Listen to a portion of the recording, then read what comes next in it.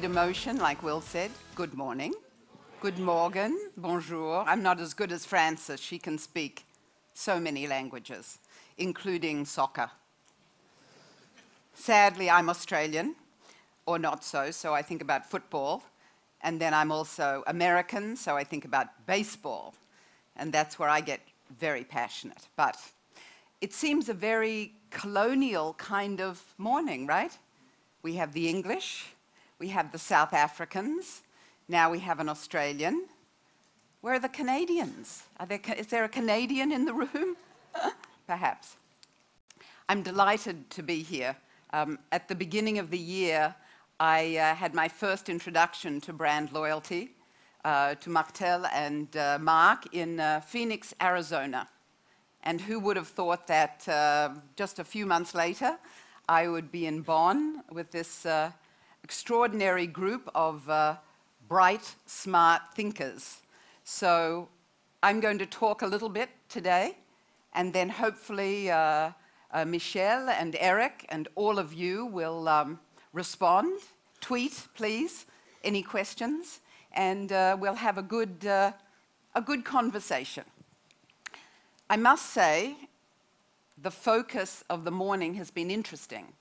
Interesting because we talked about cats, and we talked about lizards, and I could talk about kangaroos, I suppose, but I will just focus on the shopper.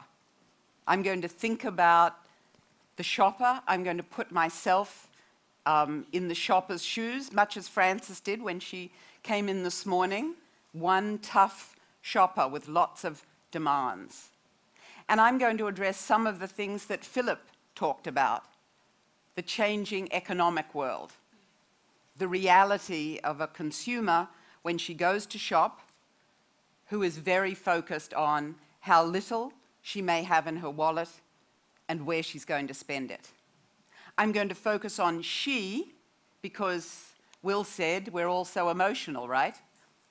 We should all be so emotional, right? Because she needs to spend money in your stores for your brands. It's not that we don't want all you men in the room to come and do some shopping, but we know most of it is still our job. And so I'm going to focus on her and what she's thinking about today. With that said, I'm going to talk about a decade of change. All the things that have occurred that frame up the conversation that we now need to deal with in building loyalty. I'm going to talk about a new consumer mindset, how different that might be. I'm going to talk about this idea of a flat world, a more democratic retail world. And ultimately, a little bit like Graham, who had 7 steps, I've got 6 steps. So I suppose he wins, right? 7 beats 6, I don't know. We have to add them all up at the end. That will be a question for some more bright points.